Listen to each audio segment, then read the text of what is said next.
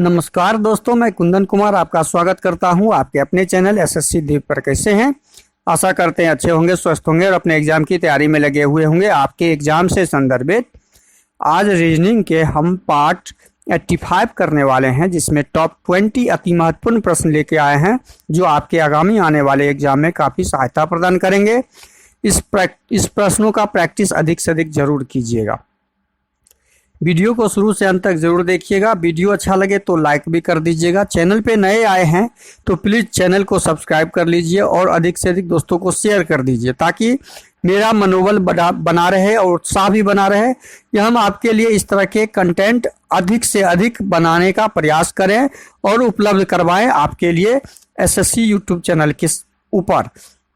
Video में एक notification जाने के लिए आपको बेल आइकन को ऑल सेट पे जरूर डाल देना है। जब आपके पास सुबह सुबह नोटिफिकेशन जाएगा तो आप वीडियो को ऑन करके आप अपने स्कोर को हासिल करने में इस वीडियो से सहायता प्रदान ले सकते हैं। अब हम आते हैं सीधा प्रश्न पे। क्वेश्चन नंबर 1 है आपके सामने। क्वेश्चन नंबर 1, निम्नलिखित श्रृंखला प्रश्न में प्रश्न वाचक चिन्ह को प्रतिस्थापित करने वाली संख्या का चयन करना है। अब देखिए, यहाँ प्रश्नवाचक चिन्ह के स्थान पे क्या आएगा उसे ज्ञात करना है। तो 8 में क्या किया है कि 8 हुआ है, 8 को फिर 2 से गुना किया 16 हुआ, 16 को 3 से गुना किया। यहाँ समझिए, इस 8 में 1 से गुना कर दिए हम तो ये 8 हो गया। इस 8 में 2 से गुना कर दिए तो 8 दूनी 16 हो गया। इस 8 में 3 से गुना कर दिए हैं तो यहाँ पे वो ये पैटर्न नहीं लग रहा है, तो इसका मतलब यहाँ पे हम दूसरा पैटर्न लगाएंगे। तो कौन सा पैटर्न लगेगा इसमें? ये वाला पैटर्न जब नहीं लगेगा तो हम 8 को क्या करें कि 8 हो जाए। 8 को क्या करने से, तो 8 में 1 से गुना करने से,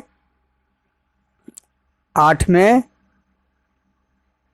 1 से गुना करेंगे तो ये 8 हो गया। हमने ये 8 प्राप्त कर लिया। इस 8 में 2 से गुना करेंगे तो हमें क्या मिल गया? ये 16 मिल गया। हमें यह 16 मिल गया। इस 16 में 3 से गुना करते हैं तो हमें ये 48 मिल गया।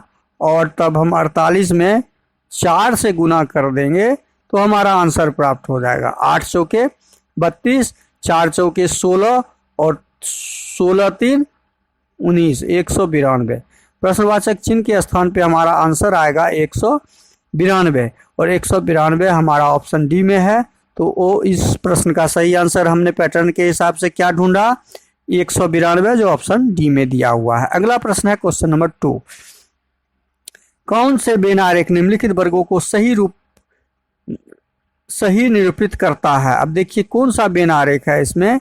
तो फूल का संबंध गुलाब के साथ और गुलाब का संबंध पीला के साथ स्थापित करना होगा, पैटर्न ढूंढना होगा। फूल और गुलाब का तो संबंध दिख रहा है, क्योंकि गुलाब, ये यदि गुलाब का हम डायग्राम बनाते हैं तो गुलाब किसके अंदर आएगा? गुलाब फूल के अंदर आएगा। ये फूल का डायग्राम हो गया। गुलाब किसके अंदर? फूल के अंतर्गत आ जाएगा। लेकिन पीला जो है, पीला इसमें से, पीला कलर का नाम है तो पीला के लिए हम अलग डायग्राम बनाएंगे। ये पीला का डायग्राम बनाए तो यह डायग्राम हमारा जहाँ पे दिखेगा वो आंसर होगा। यह डायग्राम हमारा कहाँ पे दिख रहा है? यह ऑप्शन सी में दिख रहा है। तो हमारा क्वेश्चन नंबर 3 देखते हैं। क्वेश्चन नंबर 3 में क्या है? क्वेश्चन नंबर 3 में है, निम्नलिखित विकल्पों में से संबंधित संख्या को चुनिए। अब निम्नलिखित विकल्पों में से संबंधित संख्या को चुनना है और प्रश्नवाचक चिन्ह को पे क्या आएगा उसे ज्ञात करना है। तो कैसे ज्ञात करेंगे? 215 और 125 में बहुत का अंतर है, तो यहाँ पे जोड़ घटाव का तो कोई संबंध स्थापित नहीं हो पा रहा है। तो हम क्या करेंगे, यहाँ पे देख रहे हैं क्या कि 215 को ये क्या किया है, 125 में कन्वर्ट किया है। 5 को ज्यों का त्यों रख दिया है, 1 को क्रॉस करके 2 को क्रॉस करके अपने स्थान को परिवर्तित कर दिया है। वही चीज़ हम यदि 415 के साथ करें, 5 का 5 ज्यों का त्यों रख दें, 1 को क्रॉस करके यहाँ ले आवें और 4 को क्रॉस करके यहाँ, तो 145 हमारा उस पैटर्न के हिसाब से आंसर दे रहा है। तो हम उस पैटर्न के इसके पैटर्न के हिसाब से हम जब आंसर ढूंढते हैं तो हमारा ऑप्शन भी सही आंसर हो जा रहा है, तो ऑप्शन भी सही हो जाएगा। अगला प्रश्न क्वेश्चन नंबर 4 है आपके सामने। यदि डॉन का कूट 345, रोम का कूट 664 तो रैंडम का, तो आर का कोड क्या हो जाएगा, इसमें से ढूंढिए। इस आर का मतलब यहाँ पे दिया हुआ है 6, तो हम 6 ले लेंगे। ए का कोड क्या दिया हुआ है, तो ए यहाँ पे रखा हुआ है, ए 3 नंबर में, तो ए का 1 ले लिए। एन का कोड क्या हो जाएगा, एन यहाँ पे दिया हुआ है 5, एन का कोड 5 हो गया। 6 1 5 6 1 5 यहाँ पे कोड दिया हुआ है 6 1 5 6 1 5 6 1 5, ये हमारा ऑप्शन कट जाएगा, ये कट जाएगा। अब देखिए 2 ऑप्शन बचा हुआ है। अब डी का हम ढूंढेंगे, डी का कोड क्या होता है, यहाँ डी का 3 दिया हुआ है, तो डी के जगह पे 3 रखेंगे। 6 1 5 3 6 1 5 3 दोनों में है। अब हम ओ का कोड ढूंढेंगे, ओ यहाँ पे है 2 नंबर पे, तो 2 नंबर में यहाँ 4 है, तो हम 2 नंबर पे 4 ढूंढ के रख दिए। एम हमारा कहाँ पर है, एम लास्ट में है, तो एम का कोड 2 हो जाएगा। 61 53 42 61 53 42 हमारा ऑप्शन ए में है कोड। तो क्वेश्चन नंबर 4 का रैंडम का कोड हमारा जो आंसर आया 61 53 42 ऑप्शन ए। अगला प्रश्न है क्वेश्चन नंबर 5। देखिए इस संबंध शब्दों के साथ ज्ञात करते हुए इसका प्रश्नवाचक चिन्ह के साथ क्या संबंध होगा, क्या वर्ड आने से हमारा आंसर ज्ञात होगा। तो बांग्लादेश की राजधानी ढाका है, लेकिन यहाँ टका दिया हुआ है, तो बांग्लादेश का ये रुपया है, करेंसी है, इसको बोलते हैं करेंसी। बांग्लादेश का रुपया जो है टका कहलाता है। तो ग्रीस का रुपया क्या कहलाएगा, ग्रीस का रुपया जैसे भारत में भारत का रुपया आईएनआर कहलाता है या रुपया कहते हैं, उसी प्रकार अमेरिका के रुपये को हम क्या, करेंसी को क्या बोलते हैं, डॉलर बोलते हैं। तो बांग्लादेश के करेंसी का नाम टका है। उसी प्रकार ग्रीस के करेंसी का नाम क्या हो जाएगा, यूरो। ग्रीस में यूरो चलता है। तो इस प्रश्न का सही आंसर क्या हो जाएगा, ऑप्शन ए। अगला प्रश्न है क्वेश्चन नंबर 6। निम्नलिखित में कौन सा विकल्प, देखिए अब खाली स्थान को पूर्ण करना है। तो हम इसमें देख रहे हैं पी डी एम यू, ये 4 शब्द देख रहे हैं। पी डी एम यू क्या देख रहे हैं, पी डी एम यू देख रहे हैं। तो हम 4 के पार्ट कर लेंगे, 1 2 3 4 1 2 3 4 1 2 3 1 2 3 4 1 2 3 4। यू से शुरू होने वाला ये जितने भी पार्ट हैं, तो यू से शुरू, मान लीजिए यहाँ पे 4 को भरना है और 3 खाली है, तो शुरुआत में यू होगा क्योंकि यहाँ शुरू में यू है। तो यू, सेकंड में पी है तो यहाँ पी डालेंगे, थर्ड में डी था तो डी है ही यहाँ पे। अब फोर्थ में एम है तो फोर्थ में एम डालेंगे। U P D M, U P D यहाँ भरा जाएगा, यू और यहाँ पी भरा जाएगा। तो हमने क्या भरा, P M D U P, हमने जो भरा यह हमारा आंसर हुआ। और ये आंसर हमारा कहाँ पे दिख रहा है, क्वेश्चन नंबर 6 का आंसर हमारा ए में ही दिख रहा है। तो ए हमारा क्या हो जाएगा, सही हो जाएगा। अगला प्रश्न है क्वेश्चन नंबर 7। असमान को चुनिए। असमान शब्द को चुनना है तो मूली, आलू, मटर और गाजर ये सारे सब्जियों के नाम हैं। लेकिन इसमें असमान क्या है, मूली जमीन के अंदर, आलू भी जमीन के अंदर, गाजर भी जमीन के अंदर, लेकिन एक मटर है जो जमीन के ऊपर उपजता है, जमीन के ऊपर उपजता है। तो इसमें से असमान शब्द हमारा सी आंसर सही हो गया, निकल गया। अगला प्रश्न है क्वेश्चन नंबर 8। उस अक्षर समूह का चयन करें जो दी गई श्रृंखला में अगले स्थान पे आएगा। यहाँ पे आएगा, उसे ज्ञात करना है। अब उसे ज्ञात करने के लिए हम क्या करेंगे, बी और डी में संबंध स्थापित करेंगे। तो बी और डी में जब संबंध स्थापित करते हैं तो बी में 2 जोड़ने से, 2 में 2 जोड़ेंगे तो 4 हो जाता है, ठीक है। डी में 2 जोड़ेंगे तो 6 हो जाएगा, ठीक। 6 में 2 जोड़ेंगे तो 8 हो जाएगा, ओके है। तो 8 में 2 जोड़ेंगे तो 10 हो जाएगा। और 10 नंबर पे कौन सा होता है, जे होता है। तो जे वाला हमारा सही हो जाएगा। अब हमारा ऑप्शन सी और डी खत्म हो गया। हमारा ऑप्शन सी और डी खत्म हो जाएगा। हमारा अब ऑप्शन बचा ए और बी। ए और बी में से हमने शुरू वाला लेटर ज्ञात कर लिया जे। अब हम क्या करेंगे, अब दूसरा हम देखेंगे ओ और पी में क्या अंतर है। ओ 15 नंबर, ओ कितने नंबर पर है, तो ओ 15 नंबर, और 15 और ये क्या हो जाएगा पी, पी हो जाएगा आपका 16 नंबर। पी हो जाएगा 16 नंबर, 15 16 16। अच्छा, उसके बाद हमारा क्या हो जाएगा, एक 17 17 एक 18 18 एक 19 हो जाएगा। 19 होता है एस नंबर। तो जे एस वाला हमारा फिर यहाँ पे है, दोनों में जे एस। अब सेकेंड थर्ड है हमारा, फिर थर्ड लेटर को मिलाएंगे। पी 15 और 15 में से 2 घटाए, यहाँ पे -2 किया है, 2 घटा है, यहाँ -2, फिर यहाँ -2, तो हम 10 में से -2 करेंगे तो 8 हो जाएगा, और 8 एच होता है। तो एच वाला हमारा कौन सा ऑप्शन है, ऑप्शन ए है। जे एस एच हमारा आंसर निकल गया, जो ऑप्शन ए में दिया हुआ है। अगला प्रश्न है क्वेश्चन नंबर 9। एक कूट भाषा में HUS हस को LZYR लिखा है, तो इसी भाषा में सीरियल को, अच्छा H को L लिखा, तो H 8 नंबर पे, नंबर सीधा देखिए, H 8 और L 12, तो 8 4 12। हम इसमें क्या किए, 4 जोड़ दिए हैं। यहाँ पे लिख लेते हैं HUSK LZYR। अब इसमें क्या पैटर्न लगा हुआ है, ये 8 और ये 12, तो इसमें 4 जोड़ दिए हैं। U 21, 21 में 5 जोड़ दिए तो 26 हो गया। 19 में 6 जोड़ दिए तो 25 हो गया।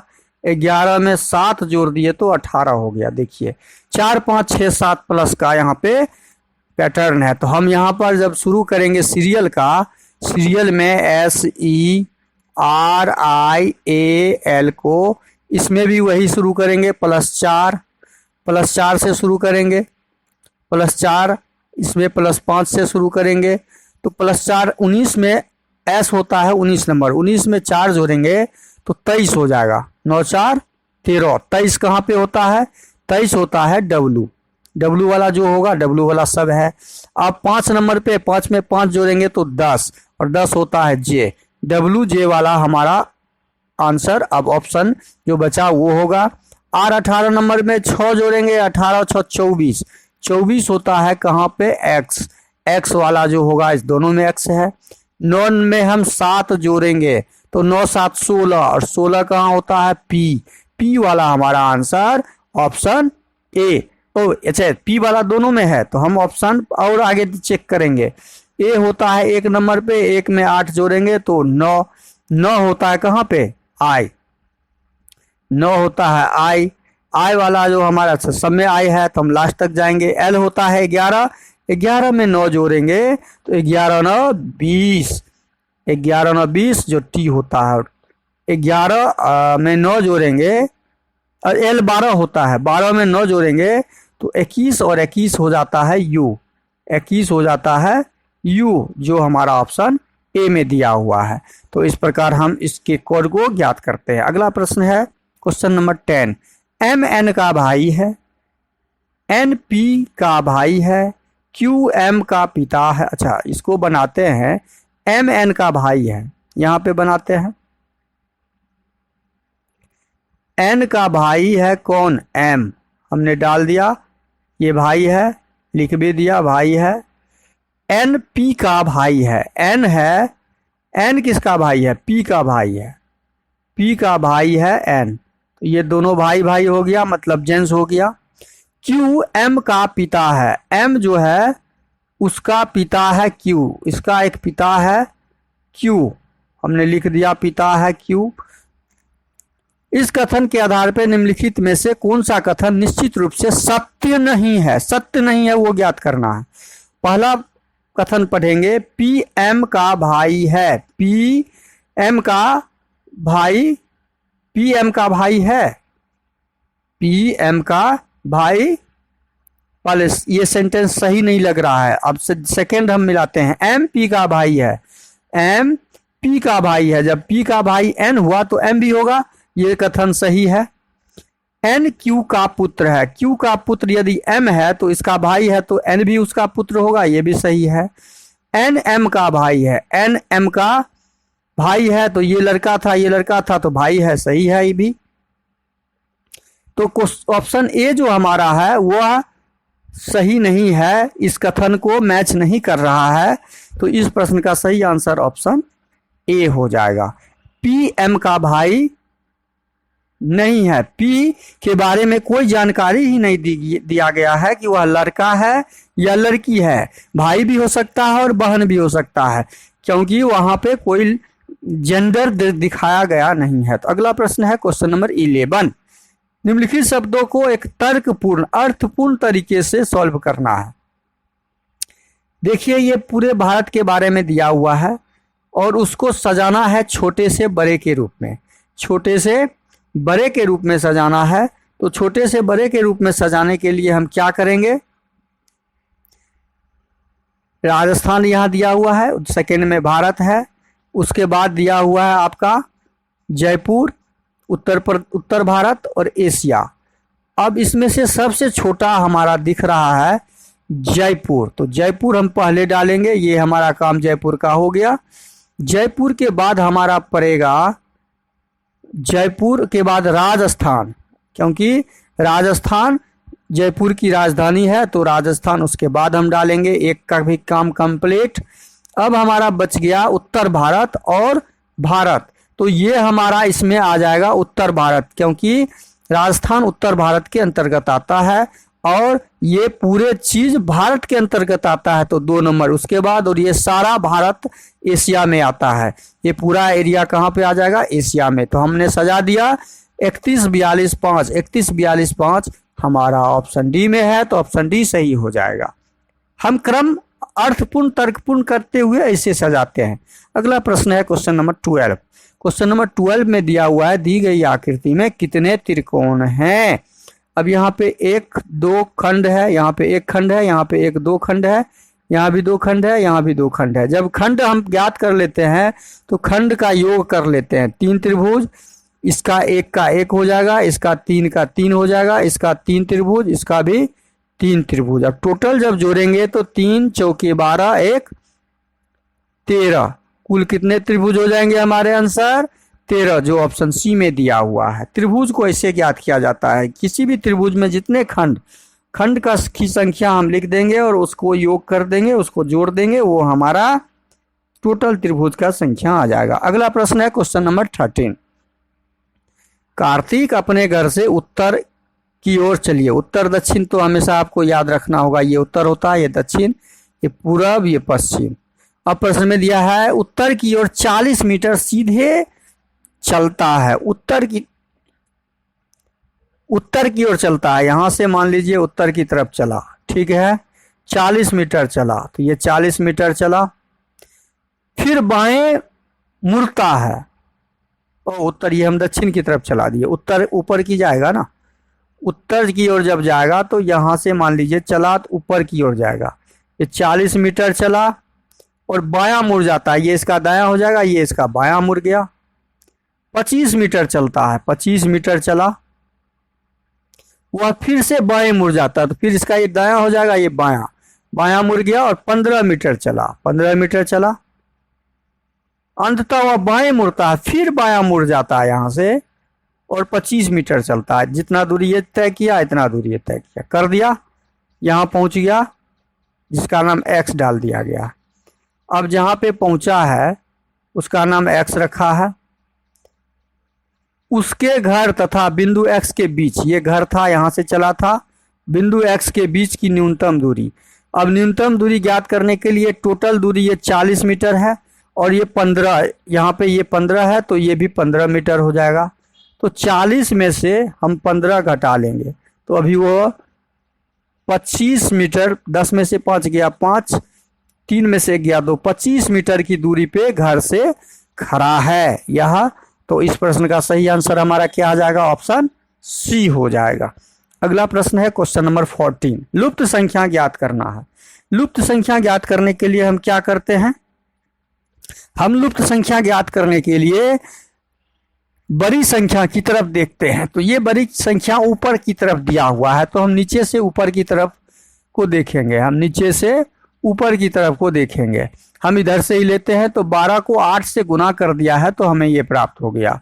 15 को 7 से गुना कर दिया तो हमें ये प्राप्त हो गया। तो वही करना होगा, यहाँ भी यही पैटर्न लगेगा। 13 को 5 से गुना कर देंगे, हमारा 65 आया, जो ऑप्शन सी में है। ऑप्शन सी हमारा सही हो जाएगा। तो लुप्त संख्या हमने ऐसे ज्ञात कर लिया। अगला प्रश्न है क्वेश्चन नंबर 15। नंबर 15 देखते हैं। 6 मित्र ABCDEF उत्तर की ओर मुख करके बैठे खड़े हैं, पंक्ति में खड़े हैं। तो ये मित्र हो जाएंगे जो इस लाइन पे उत्तर की दिशा में खड़े होंगे। कहाँ पर? उत्तर की दिशा में खड़े होंगे। तो उत्तर की दिशा हम जब खड़े करेंगे तो लाइन हम एक बना देते हैं। ये लाइन हो गया। अब उत्तर की दिशा में खड़े हैं।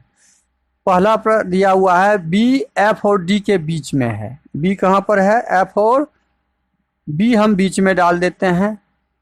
F और D, या तो F इधर होगा या तो D इधर होगा। हम कैसे डालेंगे वो देख लेते हैं।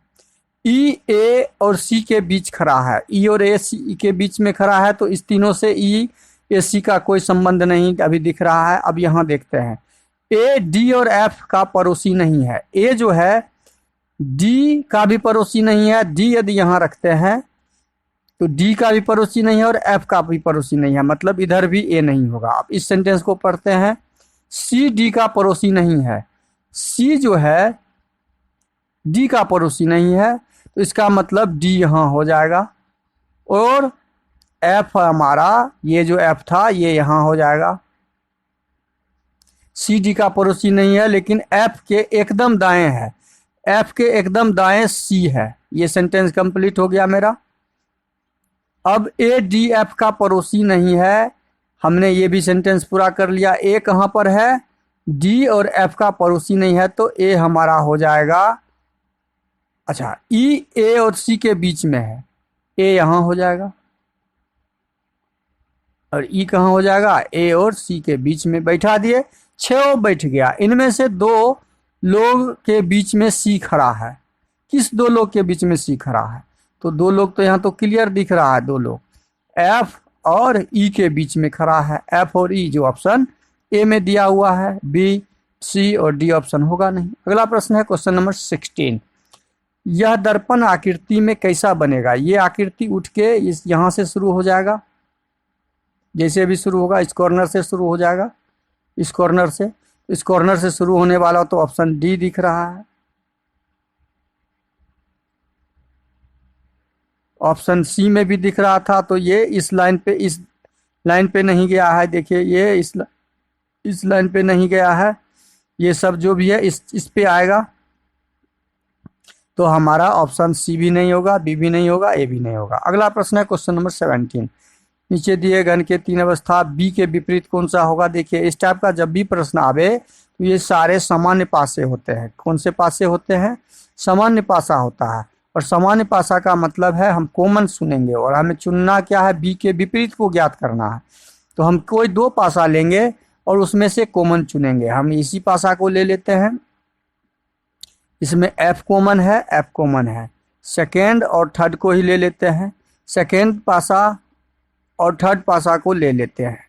तो कॉमन कौन सा है? इसमें F कॉमन है, इसमें F कॉमन है। F का F हो गया।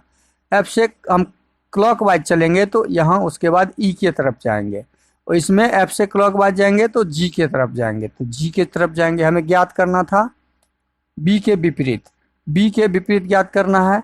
अब हम E के क्लॉकवाइज जाएंगे B, E के क्लॉकवाइज जाएंगे तो B, और यहाँ पे G के क्लॉकवाइज जाएंगे तो C। B के विपरीत हमारा क्या आ गया है? यहाँ पे B के विपरीत E के विपरीत G, F के विपरीत F और B के विपरीत फलक पे C होगा। B के विपरीत फलक पे क्या हो जाएगा? B के विपरीत फलक पे C आ जाएगा। F E B, F G C। तो इस प्रश्न का सही आंसर क्या हो जाएगा? ऑप्शन ए हो जाएगा। क्या हो जाएगा? ऑप्शन ए, कथन को पढ़िए, कुछ पैंट डार्क हैं, ये कुछ पैंट हैं, ये पैंट हो गया।